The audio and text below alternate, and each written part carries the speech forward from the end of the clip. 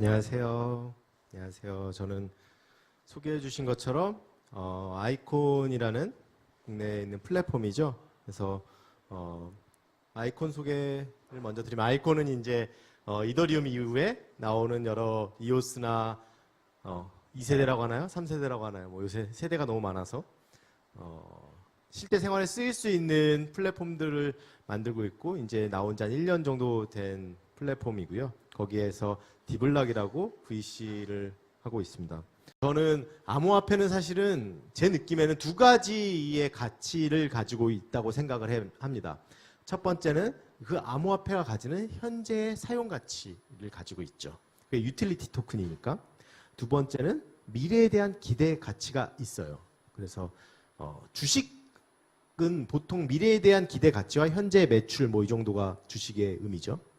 근데 우린 유틸리티 토큰들이 많다 보니까 현재 사용 가치랑 이게 두 개가 공존하는 것 같아요. 그래서 이걸 좀 더 분석해 봤어요. 도대체 왜 이렇게 내려갈까? 이 차트는 일반적인 ICO를 했을 때 상장하고 나서 일반적인 차트라고, 정상적인 차트라고 보이는 차트예요. 그래서 처음에는 DUV가 미래에 대한 기대 가치거든요. 그래서 미래에 대한 기대 가치가 처음에는 엄청 높아요. 그러니까 막 가격이 미친 듯이 상승을 하죠. 막 펌핑이 일어나가지고 막 사. 뭐가 일어날 것 같아. 막 가격이 오르는데 사실 바로 현재 사용할 수 있는 가치는 높지 않았어요. 여태까지는. 왜냐하면 화이트 페이퍼라는 백서만 가지고 하는 그런 프로젝트가 많았기 때문이죠. 실제 프로덕트가 없었기 때문에. 그러니까 다시 가격들이 떨어집니다. 이거 아닌가 봐. 가격이 떨어지죠.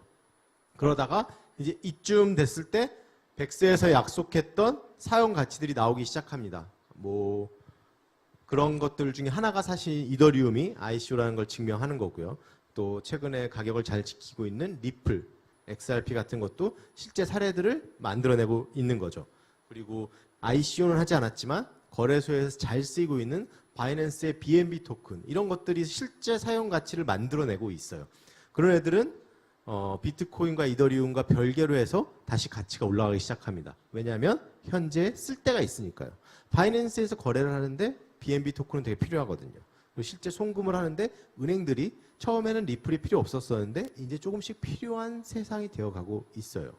그러다 보니까 사용 가치가 있네 하다 보니까 미래에는 더 잘 되겠는데 하다가 가격이 올라가야 되는 거죠. 사실 이런 곡선들인 건데, 뒤에 없네요. 이런 곡선들인 건데, 현재 시장에서는 작년 말, 올 초에 너무 많은 ICO들이 일어났어요. 너무 많은 ICO들이 일어나니까 처음에는 이더리움과 비트코인에 다 그 ICO에 참여하려고 막 수요와 공급 측면에서 봤을 때 수요는 많은데 공급이 없으니까 막 가격이 올라간 거죠. 그 다음에 이제 보여줬어야 되는 게 현재 사용 가치인데, 사실은 여러분들도 아시겠지만 모든 좋은 회사만 ICO를 하는 건 절대 아니었었거든요. 그래서 실제 사용 가치가 없는 것들, 혹은 프로덕이 없는데도 하겠다는 약속만 하는 친구들이 너무 많았던 거예요. 그래서 실제 가격이 오르지 않고 지금 같은 일이 일어나는 거죠. 또 하나 중요한 부분인데, 기관 투자들의 움직임은 과연 어떨까라고 생각을 해보면은, 기관 투자자들은 움직이고 있을까요? 첫 번째, 기존의 VC들 중에, 전 세계 VC 중에 탑3를 뽑으라고 하면 무조건 탑3 안에 들어가는 게 저기 적힌 안데르슨 호로이츠예요. 무조건 탑3 안에 들어가는 펀드예요. 거기서 올 초에 크리스 딕슨이라는 친구를 앞세워서 크립토 전용 펀드를 세웠어요. 그래서 이미 투자 시작하고 있고요. 그리고 기존 VC들은 뭐 예를 들어서 우리 VC의 자금이 500억이야. 그러면 100억 정도는 떼서 이거는 크립토에만 넣을게 라고 약관을 변경하고 있어요. 그리고 혹은 그게 안 되면은 그 펀드에 직접 하기 힘드니까 크립토 펀드에 크립토 펀드에 투자하는 일도 많이 생기고 있죠. 여기서 되게 주목해야 될 게, 최근에 뉴스 보신 분들 계시겠지만 하버드나 예일 대학교에서 이제 이런 곳에 펀드를 출자하기 시작했다는 기사를 보신 분 계실 거예요. 그거가 어떤 의미냐면, 우리나라에서 뭐 서울대 창업지주, 포스텍 창업지주 이런 데서 돈을 넣기 시작했다라는 거랑 전혀 다른 얘기예요.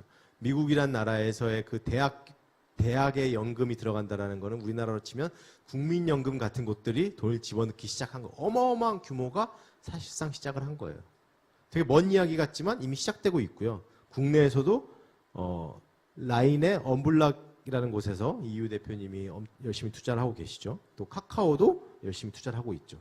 이미 시장에는 기존 플레이어들이 다 들어와 있어요. 그리고 제가 제 친구들인 그 기존 VC 중에도 국내 뭐 몇 손가락 안에 드는 VC가 베이클을 따로 만들어서 크립토용으로 따로 만들고 있고요. 이미 그런 것들이 되게 많아졌어요. 그런 움직임을 봐도 이 시장에 대한 앞으로 업사이드는 분명히 더 많을 것 같아요. 물론 오늘이 너무 힘들긴 하지만 앞으로 업사이드는 훨씬 많을 것 같다고 생각을 합니다. 자, 그래서 저희는 지금 한 디블락은 8개 정도, 9개 정도, 9개, 10개 정도의 이제 저희 포트폴리오를 가지고 있고요. 국내의 3분의 2, 해외의 3분의 1 정도의 포트폴리오를 가지고 있습니다. 그래서 조금 더 저희는 사실은 화이트 페이퍼만 있는 곳에는 같이 하기는 좀 힘들어요. 예. 제가 생각할 때는 그건 좀 과한 것 같고 실제 프로덕이 있고 유저가 있으신 분들이 이렇게 하는 것을 저희가 지원을 하고 있고요. 예. 피보탈 랩스에서 현재 지금 현재는 이제 도쿄지사에서 너무 거창하지만 부지사장 역할을 맡고 있고요. 저희 피보탈에 관해서 짤막하게 소개해드리자면 사실 좀 생소하실 수도 있을 거예요. 아마 업계 분들이 아니시면 당장 저희 어머니도 제가 무슨 일을 하는지 잘 모르세요. 그래서 프로젝트를 하게 되면 무슨 일을 하고 있니? 그럼 이번 달에 페이스북을 하고 있어요. 그러면 그럼 페이스북 다닌 줄 알아. 다음 주에는 다음 달에는 트위터를 하고 있어. 그러면 너는 왜 이렇게 회사를 자꾸 바꾸냐, 이런 말씀도 하시고 그런데 저희가 하는 일이 그런 겁니다. 그 세계에 있는 소프트웨어 회사들과 협업을 해서 그 소프트웨어 회사들에게 저희의 메소돌로지를 가르쳐주고 같이 일을 함으로써 거기에 대해서 그 팀을 혁신팀을 꾸리게 할 수 있는 그런 컨설팅 회사예요. 그래서 컨설팅이라고 하면 흔히들 이제 오해하기 쉬운 부분들이 굉장히 많은 컨설팅 회사들이 있고 훌륭한 일들을 하시는 분들이 굉장히 많은데 컨설팅 일을 한다 하면 우리 조직에 컨설팅 전문가를 초대를 해서 이분들이 와서 한 달이면 한 달 이렇게 우리가 어떻게 일을 하고 있는지 싹 보고 백로그도 보고 그렇게 한 다음에 이런 부분은 잘하고 있습니다. 이런 부분은 이렇게 고쳐야 됩니다. 그리고 보고서 딱 주고 도망가는 그런 일이 이제 대부분인데 저희가 하는 컨설팅은 좀 개념이 다르고요.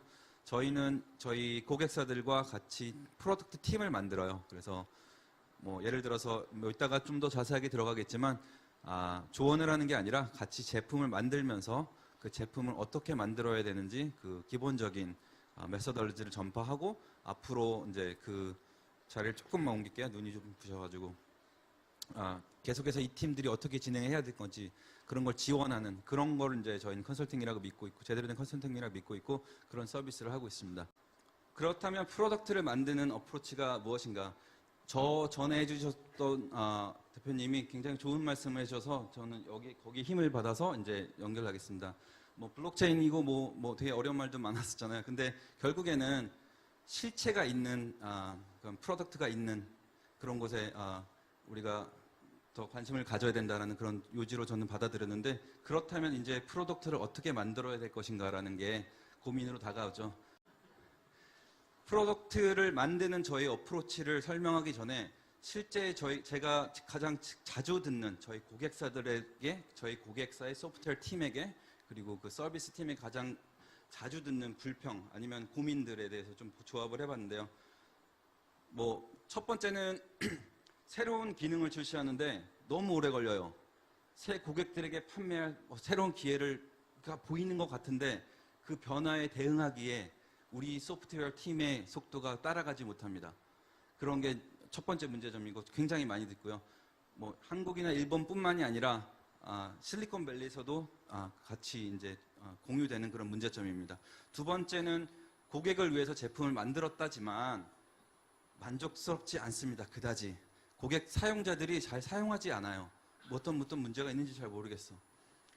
그리고 세 번째는 기획팀이라든지 아니면 뭐 디자인팀에서 어떤 솔루션에 대해서 만들어서 그거를 디벨로퍼 팀, IT 팀 또는 다른 뭐 하청 회사에게 요구사항을 넘겨줬는데 6개월 지나고 나서 제품을 받아봤더니 우리가 생각했던 기대보다 좀 못 미친다. 이러한 문제점들을 갖고 있습니다. 그럼 거기에 대한 솔루션이 무엇이 되어야 되는가 해서 굉장히 뭐 긴 얘기가 될 수 있지만 가장 짧게 말하자면 밸런스 팀이라는 그 팀 구조에서 저희는 그 정답을 찾았는데요. 뭐 어디까지나 저희의 생각입니다. 그게 아닌 뭐 가능성도 있긴 하겠지만 제가 생각하기로 그 제 경험으로서 그리고 우리 나머지 2,000여 명의 프로덕티셔너가 생각하는 저희의 솔루션은 밸런스드 프로덕트를 만드는 밸런스드 팀이 주도를 해서 제품을 중심으로 일을 해야 한다라는 게 저희 이제 주장이고요. 그게 무엇인지 조금 더 자세하게 들어가 보면 세 가지 기업에는 소프트웨어 팀에는 세 가지 펑션이 있을 수밖에 없어요. 첫 번째는 이제 디자인이 있을 거고, 그 다음에 제품을 기획하는 프로덕트 매니지먼트, 그리고 제품을 관리하는 프로덕트 매니지먼트가 있고, 그 다음에 그것을 실제로 코드화해서 제품을 리얼라이즈 시키는 그런 소프트웨어 팀이 있습니다. 프로덕트 디벨롭먼트 팀이 있습니다. 가운데 보시면 벤 다이그램이 좀 겹쳐 있는 부분에 프로덕트를 가운데 놓고 이 프로덕트가 어떻게 정의가 되어지는가는 기획자 혼자서 하는 게 아니라 기획팀 혼자서 하는 게 아니라 또는 디자인팀 혼자서 하는 게 아니라 또는 기술력을 앞장세운 디벨로퍼들이 단독으로 하는 것이 아니라 이 세 가지 펑션들이 같이 어우러져서 가장 적합한 그 시기에 그 변화에 대응할 수 있는 적합한 프로덕트를 만들어내가는 것 그런 건데요. 말이 좀 되게 어렵죠? 좀 더 쉽게 얘기하자면 디자이너들은 딱 한 가지 만약에 질문을 뽑는다면 이걸 계속 생각하고 있어야 돼요. 유저들이 이 제품을 좋아할 것인가? 과연 이 유저들이 갖고 있는 문제점을 어려운 점을 이 제품이 풀어놔줄 수 있는 것인가? 그리고 계속 사랑하면서 써갈 수 있는 것인가? 그렇게 보면 그 사랑하면서 써가기 위해서는 어떤 유저빌리티 들어야 되고 뭐 아주 뭐 좋은 경험이 들어가야 되겠죠. 그리고 프로덕트 매니지먼트는 다 좋습니다. 다 좋은데 우리가 만든 제품이 실제로 이윤화 될 수 있는지에 대한 고민을 좀 더 들어가는 거예요. 그래서 이윤화 되기 위한 최대 이윤을 뽑기 위한 바이블리티죠. 어떤 제품을 어떻게 우선순위를 매겨서 어떤 순위로 결정을 진행을 해야 될 것인가에 대한 고민이고, 세 번째는 과연 그렇다면 우리가 가장 적합한 우리 소비자층을 찾아서 그분들의 문제점을 파악을 했고,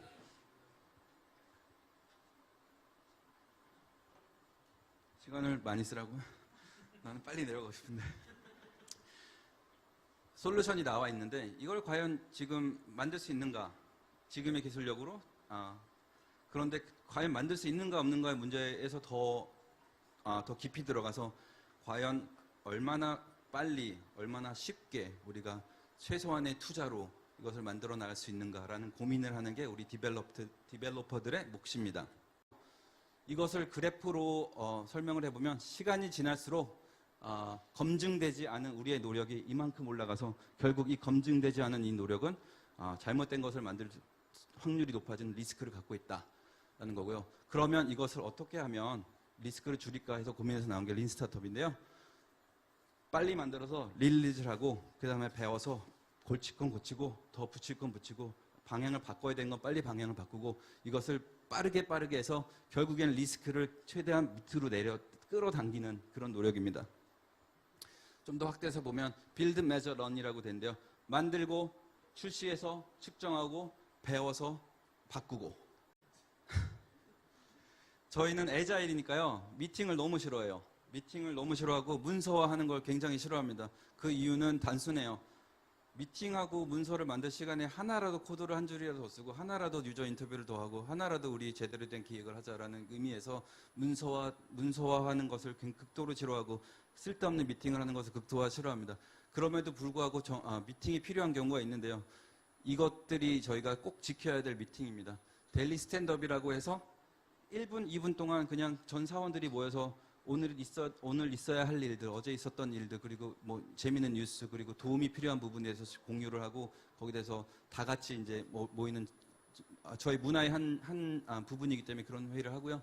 그 다음에 IPM이라는 것은 뭐 Iteration Planning 미팅입니다. 저 One Week Iteration이라 그랬죠. 매주 한 번씩 디벨로퍼들이 해야 될 과제들을 백로그로 만들어 놓으면 그것을 대한 뭐 에스티메이트를 하고 우선순위를 같이 정한 다음에 일주일 동안 해야 될 분량의 일에 대해서 예측도 해보고 그것이 쌓여서 데이터가 쌓이면 2주, 3주가 됐을 때 우리 팀의 능력은 몇 포인트까지 딜리버리를 할 수 있다라는 거. 그게 되면 2주 후에 3주 후에 어떤 선에서 피처들이 완성되고 이 정도 되면 릴리즈를 할 수 있다라는 예측성도 나오고 팀의 지금 건강 상태도 나올 수 있는 그런 데이터가 쌓이게 됩니다. 그런 미팅을 하고 있고요. 이터레이션은 뭐 매일 하는 것이고 그다음에 레트로라고 하는 건데 일주일에 1시간 마지막 금요일 5시가 되면 전부 다 와인과 뭐 맥주와 이런 걸 들고 한 방에 모여서 다 같이 그냥 허심탄회하게 얘기하는 거예요. 뭐 어떤 것은 좋았으니까 계속 이렇게 하자. 어떤 것은 조금 지금 신경이 쓰니까 keep an eye. 좀 신경을 쓰죠. 어떤 것은 지금 이렇게 하면 안 되니까 당장 고치자라는 것을 팀이 주도적으로 정하고 액션 아이템을 정하고 그래서 일주일을 마무리합니다. 하루 스케줄인데요. 9시 6분에 스탠드업을 하고 그 다음에 하루 종일 반나절 페어를 합니다. 일을 하는 거예요. 그래서 문서 만들지 않고 회의하지 않고 일을 하고 그 다음에 1시간 점심 먹고 또 돌아와서 페어를 하고 그 다음에 6시가 되면 땡 하면 무조건 집에 갑니다. 6시가 되면 화면이 다 꺼져요. 그런 이유는 그 다음날 9시에 정확하게 다시 시작하기 위해서 그렇게 하는 거고요. 이러한 지금 뭐 썸씽 분들 여기 계신데 이런 생활을 좀 하셔야 돼요. 저희랑 일을 하시려면 그런 걸 같이 할 거고요. 안녕하세요. 저는 그 썸씽의 총괄 운영으로 시작을 해서 이번에 이제 대표를 맡게 된 그리고 이번 토큰 제너레이션을 진행하고 있는 김희배입니다. 반갑습니다.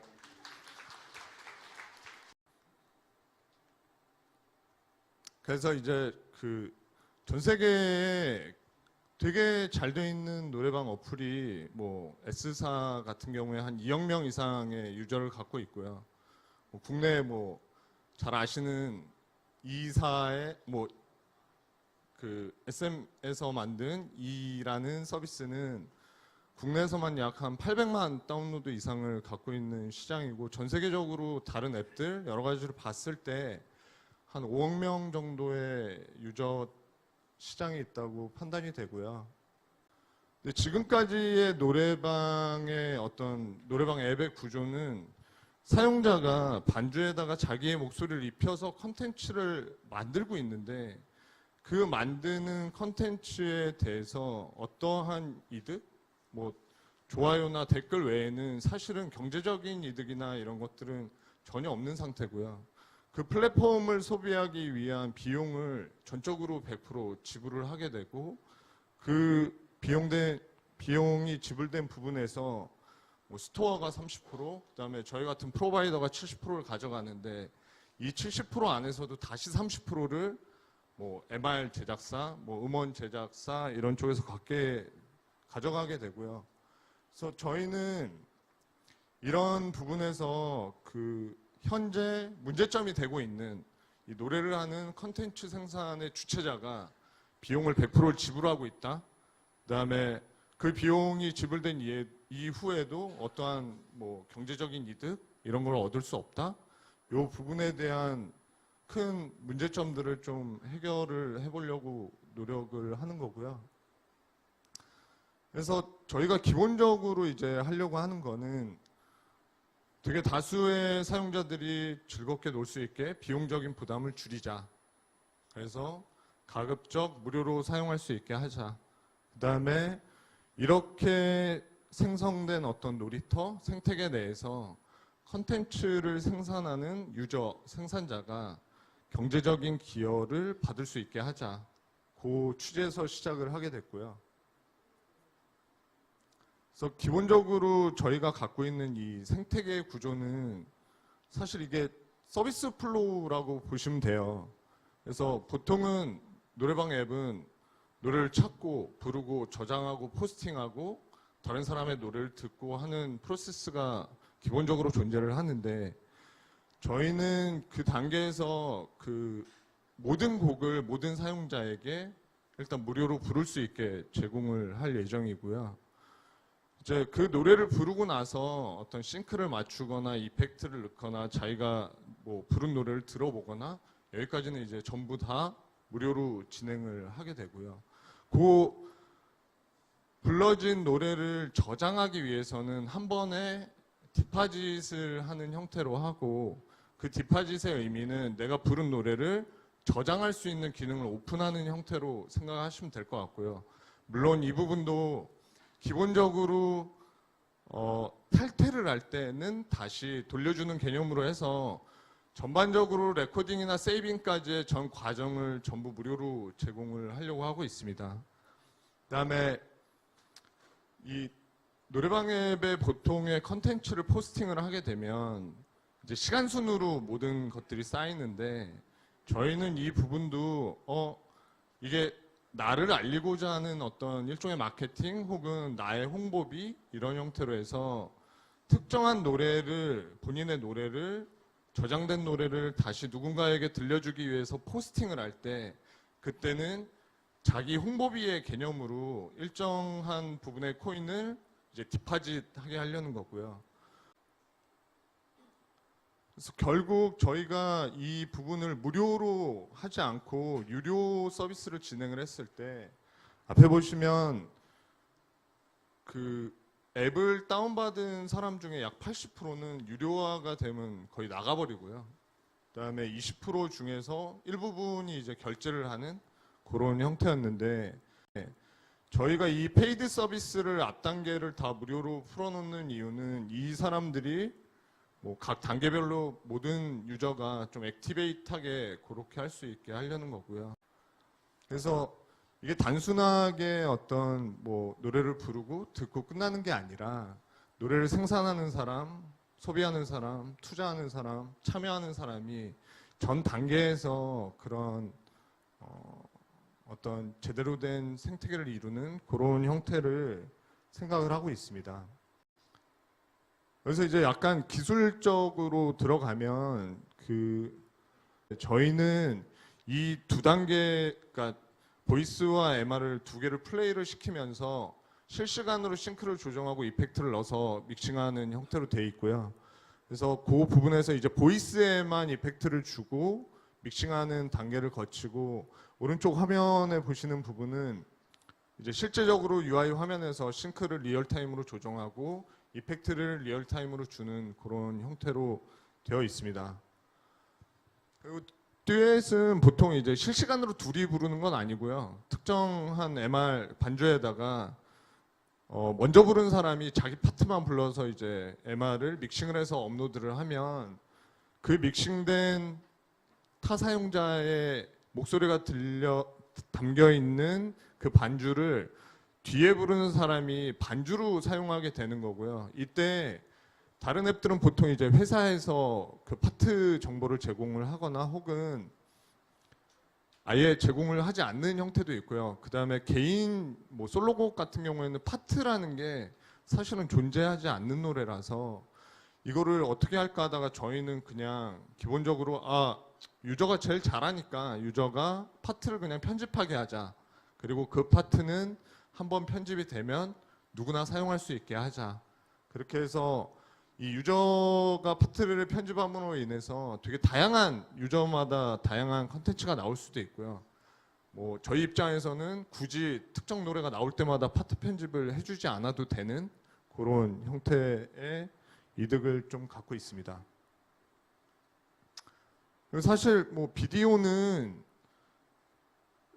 노래방 앱에서는 사실 비디오가 그렇게 난이도가 높은 기술은 아니고요. 그냥 화면에 녹화된 부분을 아까 믹싱된 보이스와 MR의 어떤 최종 음원에다가 비디오를 맞춰서 진행하는 부분이라서 이 부분도 뭐 크게 문제는 없고, 저희는 이런 생태계를 갖고 이미 퇴진하고 얘기를 해서 7월에 계약을 하고, 뭐 지금 음원 받아서 앞으로 보실 영상에 들어가는 부분들은 실제적으로 그 테스트 버전을 만들어서 사용자들에게 보내고 그 음원들을 받은 내용이고요. 저희 목표는 내년 1Q 이전에 앱을 출시를 하고 이 부분이 약간 실생활에 접목이 되는 1호 서비스 같은 그런 느낌으로 약간 1호 프리미엄을 얻고자 열심히 개발 진행하고 있고요. 국내에는 그 노래방에서 접하시는 모든 노래들을 다 경험하실 수 있고요. 근데 해외에는 사실 판권의 문제 때문에 K-팝 위주로 일단 서비스가 될 거고 일본, 베트남, 필리핀 이런 형태로 동남아 쪽, 일본과 동남아 쪽 위주로 그렇게 시장을 확대해 갈 예정입니다. 그래서 뭐 이 부분은 제가 그동안 뭐 한 4, 5년 정도 노래방 앱을 운영하면서 느꼈던 부분들을 좀 써놓은 거고요. 이 부분들은 뭐 백서나 이런 쪽에도 많이 있으니까 참고하시면 될 것 같고요. 지금까지 설명드렸던 내용들을 뭐 저희 소개 동영상 보시면서 여기서 마무리를 하도록 하겠습니다.